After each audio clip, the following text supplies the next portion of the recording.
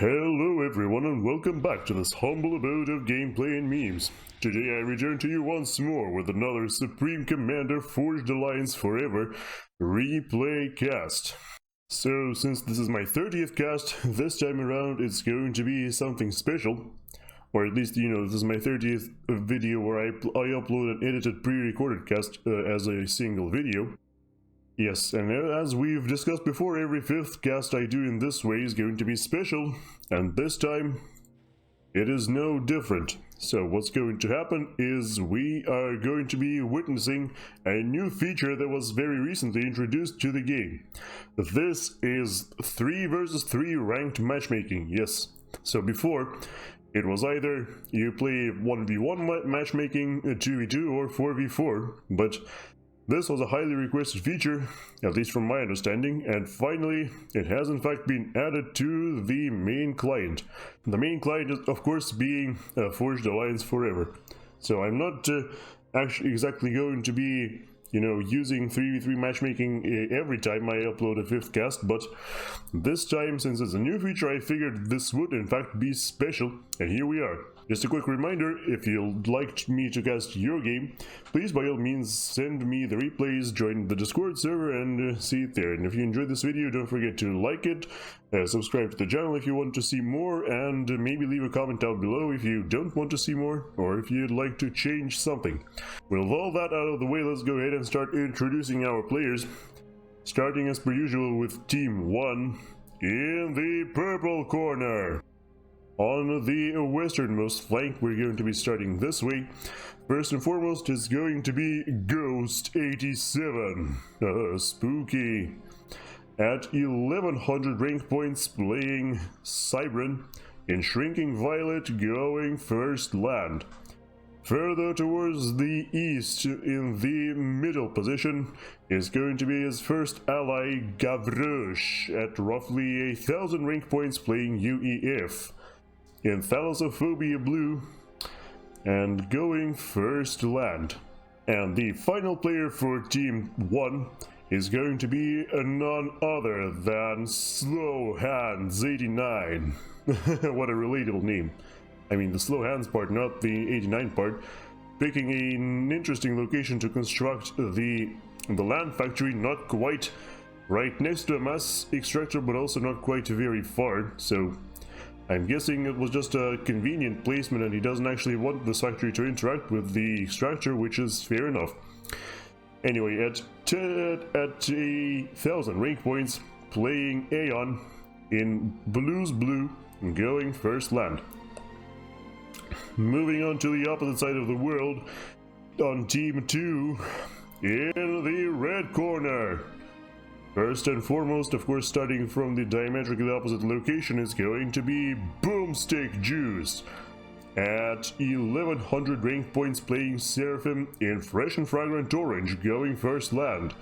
His teammate in the middle of their side of the map is going to be Mantoniusz. I think this is how you're supposed to pronounce this name. Correct me if I'm wrong, that's what I'm going to be using. At almost 900 rank points, playing UEF in Coordinate Red, going first land. And finally, last but not least, for this particular match, and for this team as well, is going to be Noble Ice.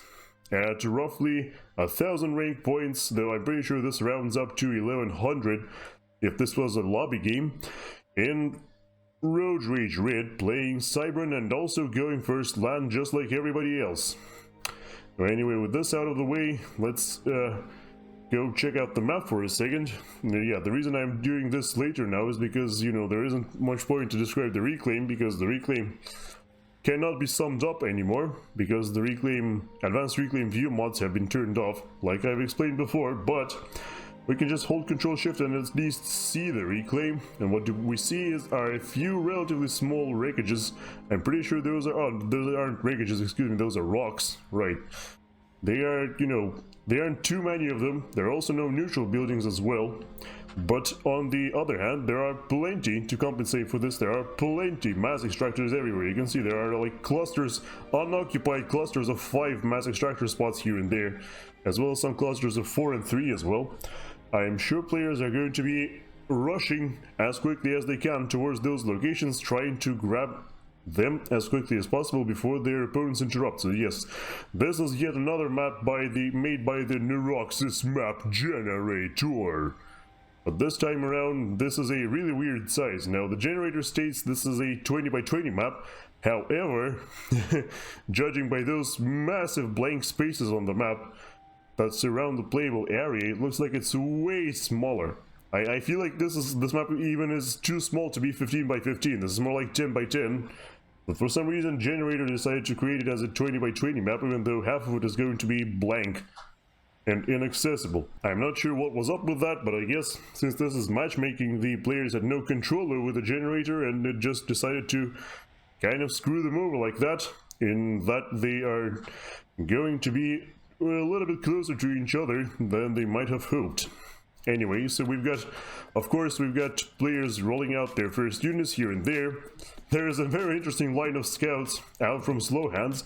If we click on them, we can see that they pretty much cover the entirety of the eastern side of the map's equator, so to speak. So nothing should be able to sneak past those scouts or in between them. However, this does not mean that, you cannot just completely safely fly over this mountain or go towards the other side, but the other side is the other player's responsibility, so I suppose Slow Hands is completely fine with that. Of course, all of the commanders going towards the front line, actually never mind, rather, I should say all but one commander going to the front line, as Mantoniusz is saying he will go air, and so he is immediately using his commander to build up more generators instead of going forward and helping his units. Yes, a highly unsuccessful bomber out from Ghost, which is really weird considering that he even flew a scout in order to scout everything first. I think he might have destroyed like one engineer with his bomber, which is highly ineffective. And then the bomber immediately got shot down because there was a whole friggin' stationary anti-air gun here. That is a lot of commitment to anti-air. So early in the game, I gotta tell you. Anyway, we've got our first upgrades going up already, so it's only 5 minutes into the game, and yet players are already trying their hardest to get upgrades as fast as possible. We've got T2 for Noble Ice, we've got gun speed and range for Boomstick Juice. However, on the opposite side of the world, it does not appear as though the players are too eager to get up those upgrades too quickly, and instead just prefer to build some stuff up and hopefully shoot something, though they aren't really shooting all that much as of right now. Gun speed and range also going up for Ghost, so we're going to be having a Cybran T2 versus Gun matchup on the western flank of the map. Gun complete now for Boomstick Juice, so she should really start walking up as fast as possible towards the front line, as he is really quite far away from it, and there's already dozens of enemy units rolling in, threatening his engineers, and his radar, most importantly. Oh, well, the radar is gone.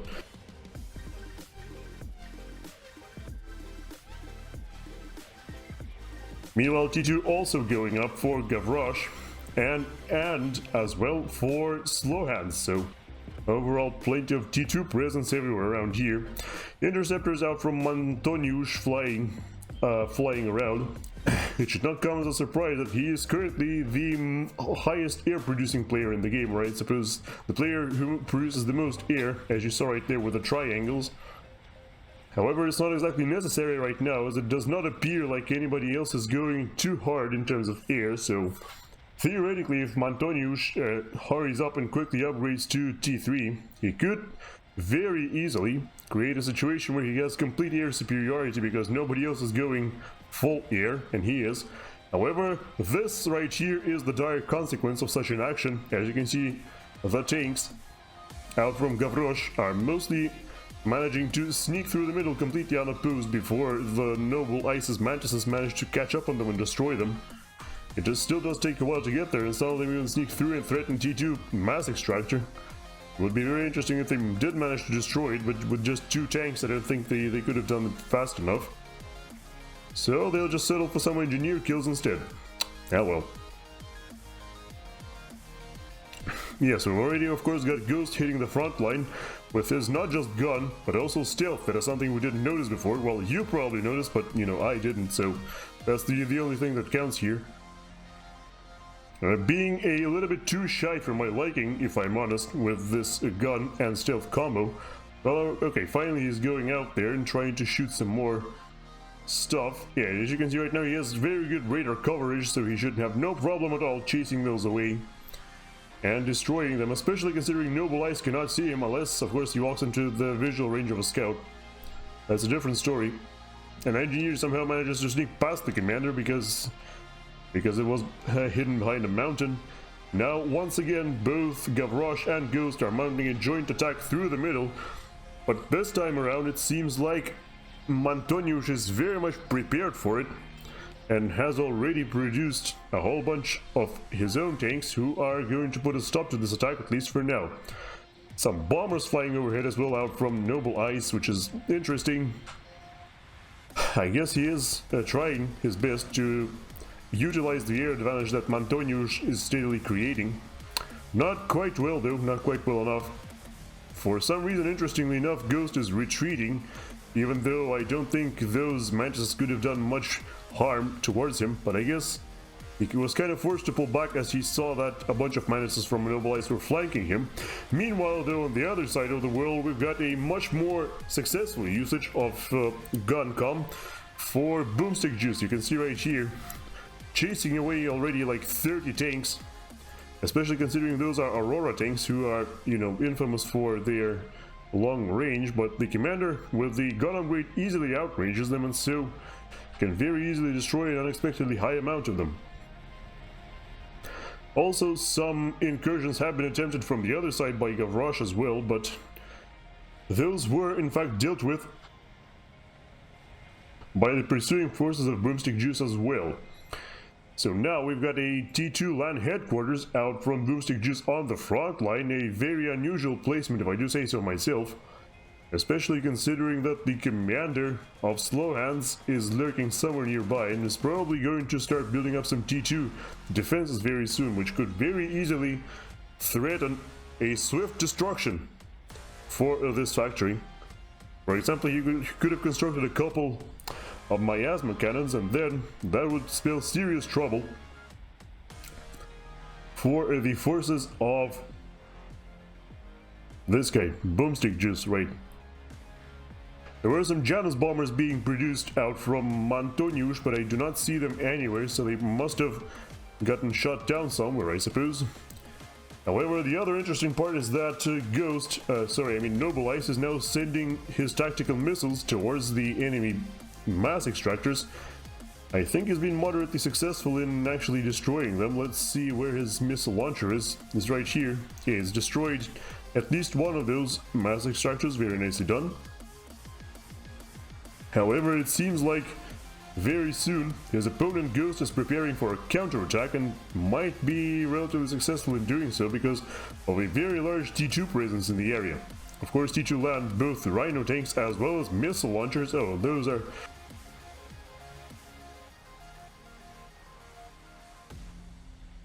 the exact same nasty kind of missiles that split into multiple parts whenever they get shot down, instead of just exploding. So, yes, that is.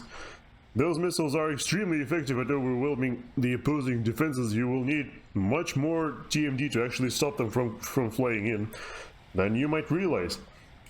A fire-based build-up being conducted by Slow Hands, as we expected already. Got one miasma cannon up, one TMD, one flak even.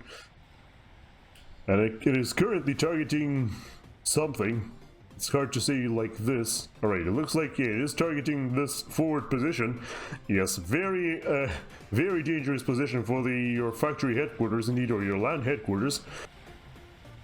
Meanwhile, landbound incursions by T1 spam out from Slow Hands are most likely going to fail, as there are no Ilshevos prowling the area who could easily destroy these with no problem whatsoever. There are some Obsidian tanks who are a fair match for Ilshevos, but it looks like it might not be enough. In the meantime, a large squadron of Vipers, the missile launchers, finally rolls up on the firebase of Oblii and actually manages to destroy the shield. Or maybe the shield just went down because he's short on energy or something, but yes, this is a very common strategy, to build up a couple of Viper launchers and then suddenly send them all in at once when your opponent doesn't expect. And this, as you can see right now, very easily overwhelms TMD defenses, unless you've specifically prepared for this scenario, which it looks like Oblii kind of has, but perhaps not really. So for now we'll be witnessing the shields being slowly but surely eroded, and after that, if he stops building up those TMDs, might be in some serious trouble. He's trying to maintain the shield with the commander. I don't think that's gonna work. The commander, has a fair build rate to its name, but I don't think this is going to be enough, and there you go, down goes one shield. Immediately the zappers are targeted as well, so the fire base is getting overwhelmed quite heavily so far. We'll see if they succeed ultimately in anything or not, because they are now being forced to pull back, as they were being approached by a land spam from Oblii himself, which this time actually features T3 units. The first loyalists have hit the field.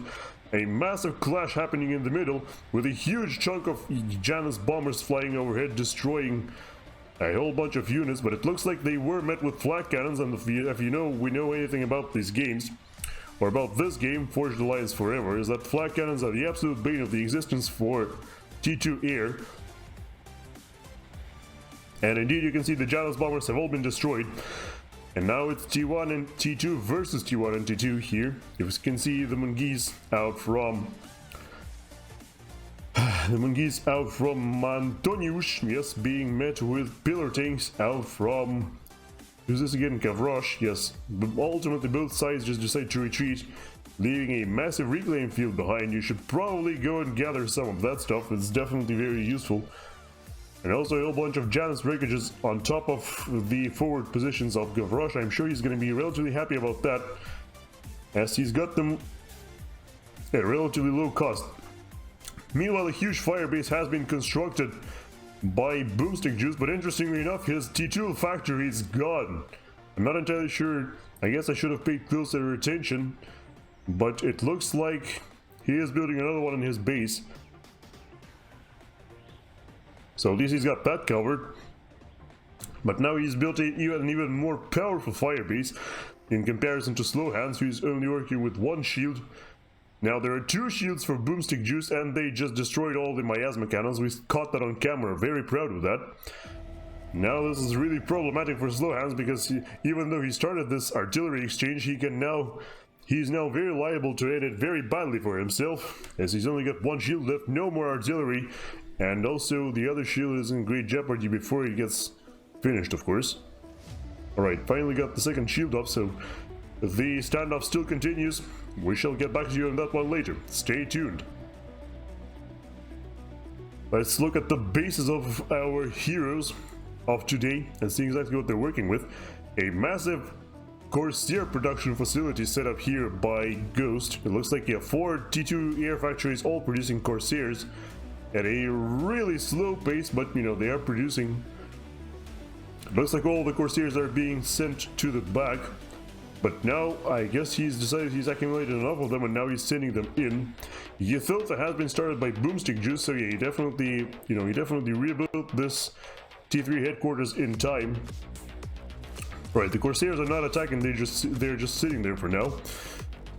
In terms of economy, we've got ourselves, let's look at the reclaim first. So we've got 12,000 reclaimed by Boomstick Juice. Nobody comes even close to that. But this way, Team 2 has a almost a 20,000 mass reclaim lead over Team 1. And consequently, their economy is also, well, only about 30 mass per second better, but it's still better,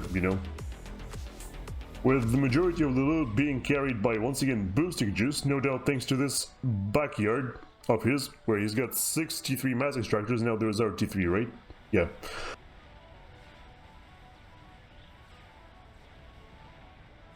Well, here comes the problem with the artillery cannons. They are not nearly as good when the enemies are on your doorstep. However, I do not believe this is going to be enough, as not only are there a whole bunch of, what are these, I'm not sure, interceptors, okay, these don't do anything.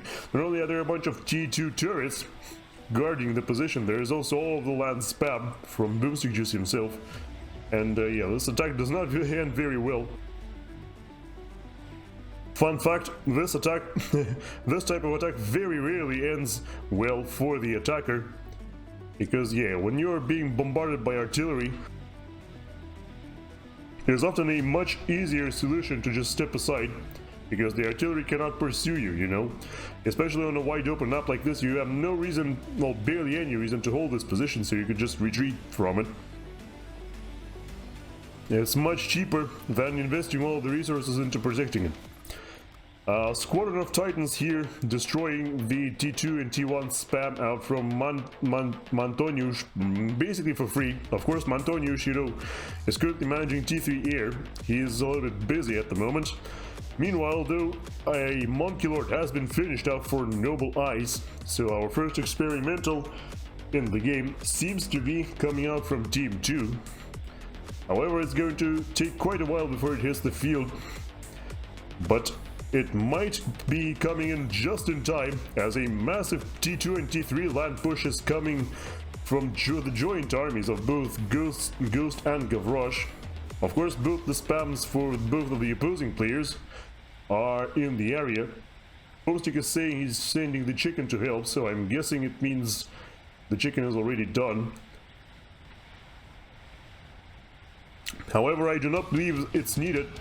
As you can see right here, the Monkey Lord completely pulverizing all of the T2 tanks that used to belong to Noble Ice, or no, never mind, it's Ghost. Monkey Lord is from Noble Ice, my bad. A whole bunch of bombers. These are once again Janus bombers, even though at this point they're basically just suicide bombers, because they should fall down immediately after dropping one payload. But still, they do manage to deter the enemy from attacking any further, so I guess they should be relatively happy with that. In the meantime, there is also something else seems to be brewing on the horizon, as the Corsairs have finally activated and are now flying closer together as if in preparation for attacking the Monkey Lord. Let's see if they actually do attack. Well, at this point I'm like 90% sure they will, because look how close they are. So in theory, yep, there you go. Out come the Corsairs. And let's see how many passes they're going to get. Oh, wow, that immediately destroys half of the Monkey Lord's health, and that's about 20 Corsairs or so. In the meantime, though, T3 scouts keep flying directly over the head of Slow Hands. I'm not entirely sure what that's all about. I guess we'll see in a moment. Oh, I know exactly what it's all about. You can see strategic bombers coming in. So while the Monkey Lord gets pounded into the ground by the Corsairs out from Ghost, something much more horrific awaits the commander of Mr. Slow Hands over here, who is about to justify his name very much so, as he gets completely annihilated in just one pass from the amazing Cybran bombers, whose name I of course forgot. Revenant, right, they're called Revenants. Yep, no, wait, these are ambassadors, what? Why do they have a... Huh? Oh. I thought those were Revenants because they've got this, the stop sign over their icons. But it seems as though they have been now outfitted with jamming after one of the recent patches, which I wasn't aware of.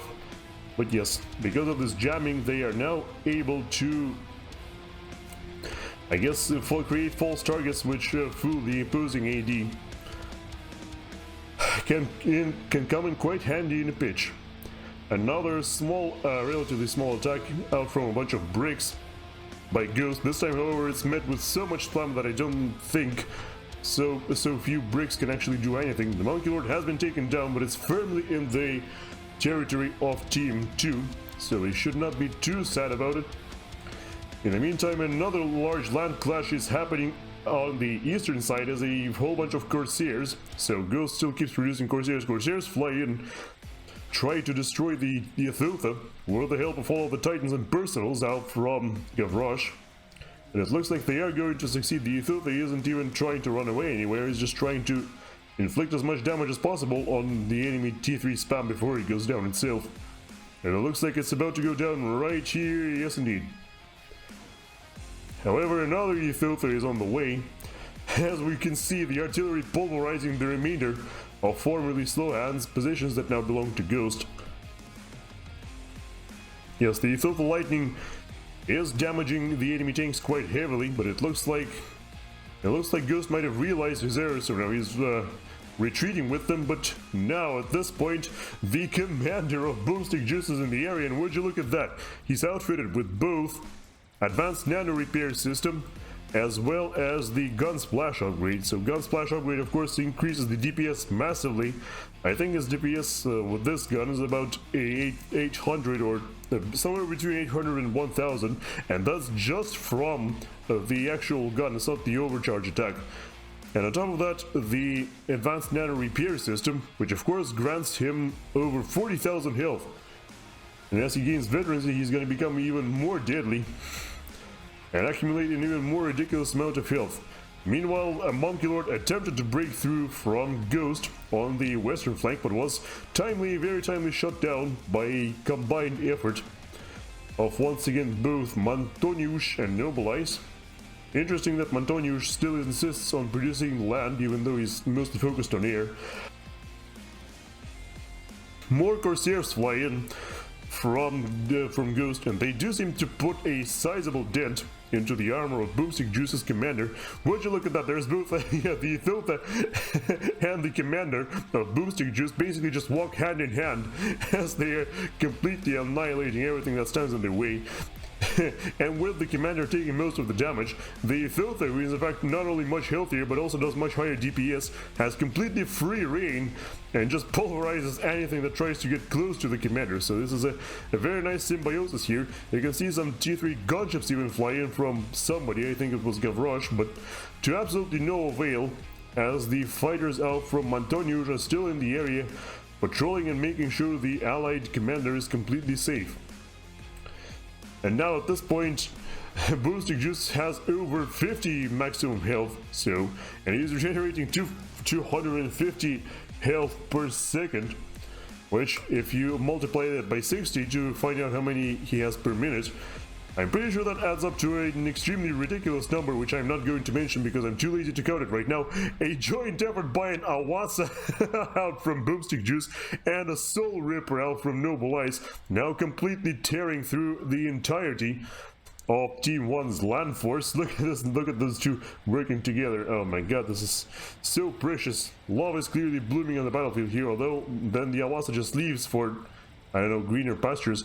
An expertly done micro bomb drop right beneath itself by the Awasa, very nicely done. I can never pull that stuff off. And now at this point, Boomstick Juice is also being protected by a whole bunch of Seraphim lightning tanks, which are extremely potent at annihilating both bombers and gunships and whatever kinds of fear Team 1 can put out. In theory, they could have gone for a Soul Ripper, which probably would have survived all that. But at this point, I'm not entirely sure it's going to help. We'll see, though.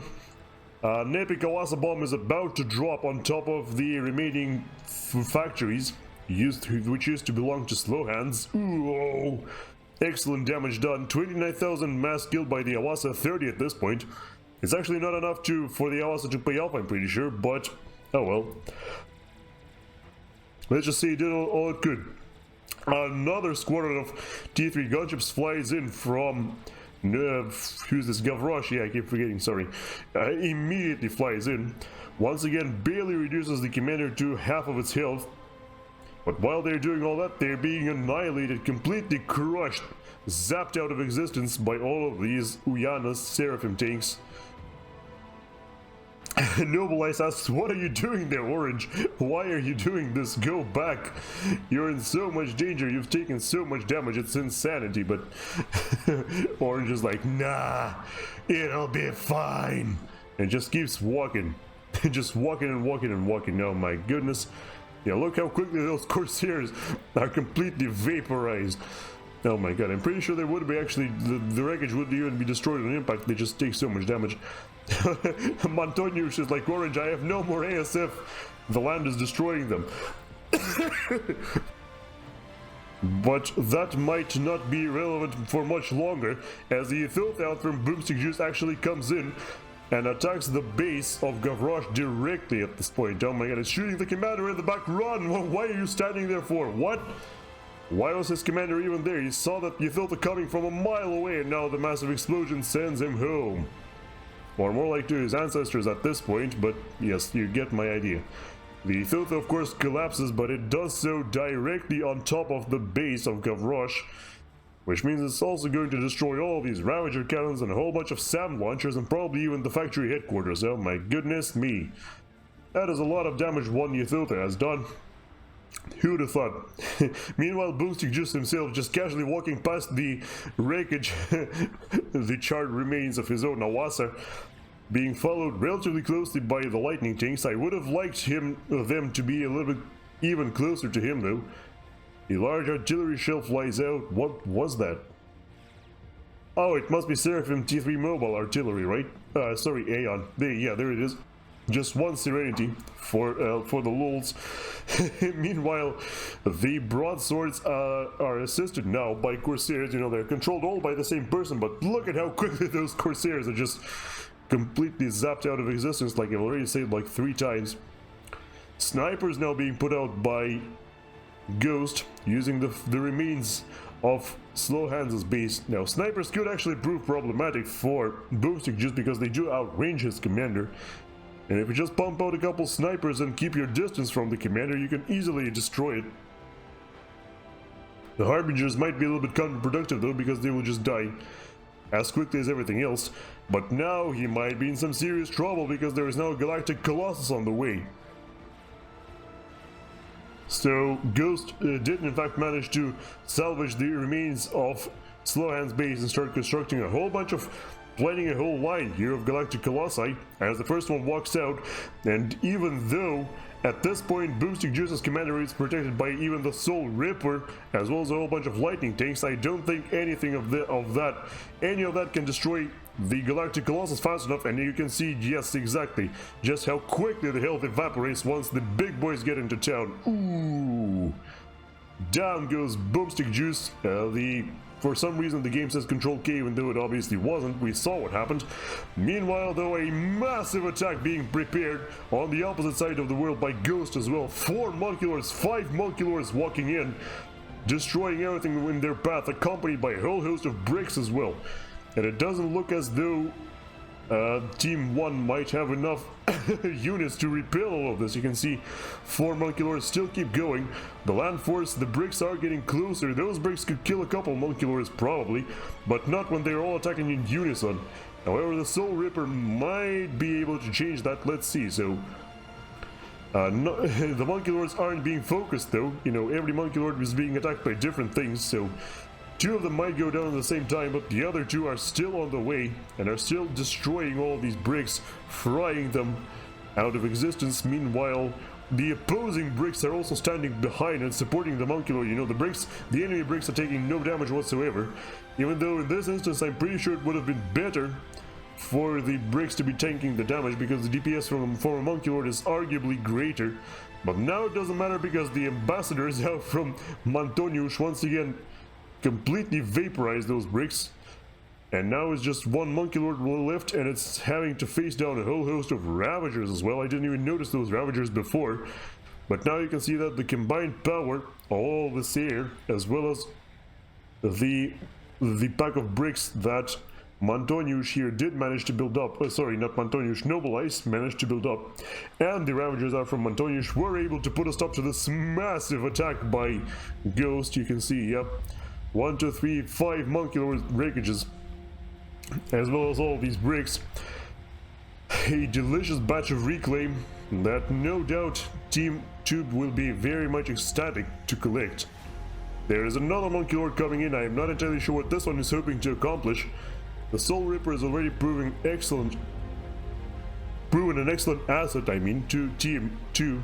At this point, those bouncers are no match for the Ripper, who's got itself 2-star veterancy as well.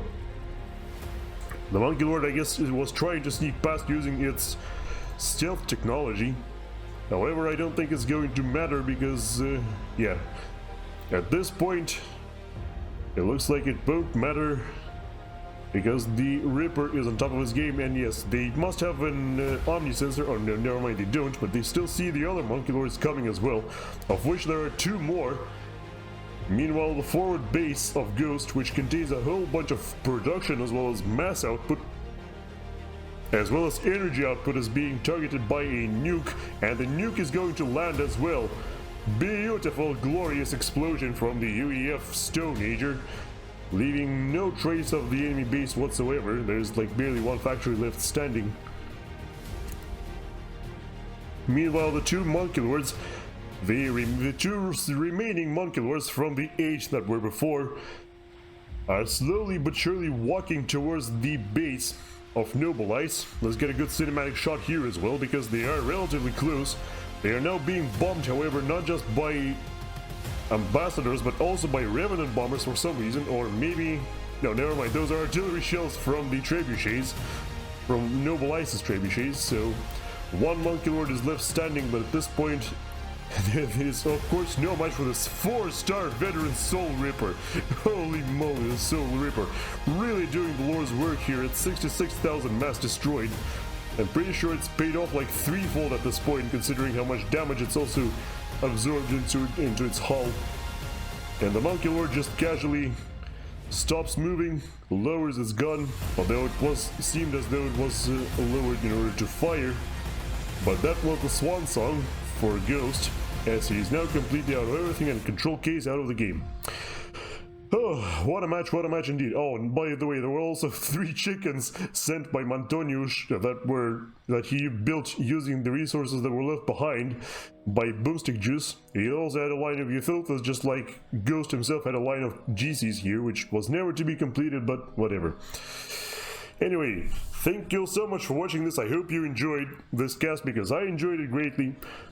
Let me know in the comments what you think about the new matchmaking format, the 3v3 format, which we've witnessed here. And once again, if you enjoyed this video and you want to see more, don't forget to like this video, subscribe to the channel if you still haven't, and maybe leave a comment down below detailing of what you'd like to see more, what you'd like to see less, and I don't know, just words of support also help sometimes. And if you think you've had an interesting game and you'd like me to cast it, send it to me through my Discord server. Links will be in the description, as well as the pinned comment under this video. Just make sure to not have any desyncs in there. Just make sure that the replay doesn't have desyncs, because if it does, there is no way I can watch it, because I won't actually see what happened. Or there's no way I can cast it, I should say. Of course I can watch it, but I won't actually know what happened, so yeah, you get my idea. Anyway, so this is all I've got for you for today, so goodbye, take care everybody, have a great rest of your day, and I hope to see you soon on the battlefields of the future.